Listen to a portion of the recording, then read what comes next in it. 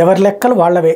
ఇవాల్టికి వాళ్ళ ఎన్నికలు జరిగితే అనే పదం ఇంకా కుదరదు. ఎందుకని? ఎన్నికల డేట్ వచ్చేసింది కాబట్టి.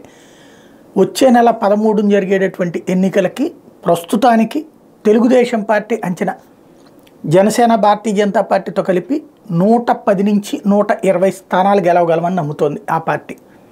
సరే, బయటికి ఏం చెప్పినా వాళ్ళ ఇంటర్నల్ లెక్కలలో వేసుకుంటున్నటువంటిది గోదావరి జిల్లాలలో ఇంపాక్ట్ బాగా ఇంప్రూవ్ అయింది పవన్ కళ్యాణ్తో పొత్తు తర్వాత. అట్లాగే భారతీయ జనతా పార్టీతో పొత్తు తర్వాత మరింతగా ఇంప్రూవ్ అయింది.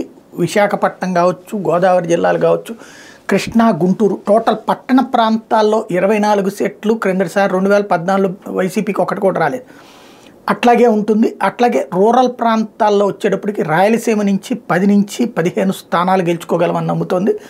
మరొక వైపున ఉత్తరాంధ్ర నుంచి దాదాపుగా 20-25 స్థానాలు గెలుచుకోగలమని నమ్ముతోంది. మిగతాది అత్యధికంగా కృష్ణా, గుంటూరు, ఉభయ గోదావరి, ప్రకాశం జిల్లాలో కూడా దాదాపుగా 4-5 గెలుచుకోగలమని నమ్ముతోంది. టోటల్గా చూస్తే 100 నుంచి 120 స్థానాలు గెలవగలమని తెలుగుదేశం పార్టీ నమ్ముతుంది.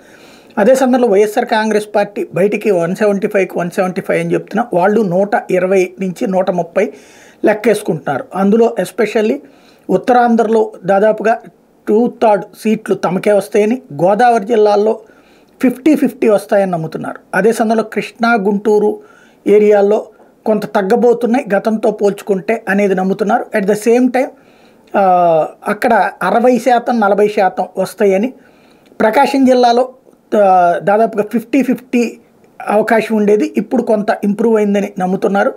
70-30 వస్తాయని నమ్ముతున్నారు. నెల్లూరులో ఒక 3-4 సీట్లు కోల్పోతామని నమ్ముతున్నారు.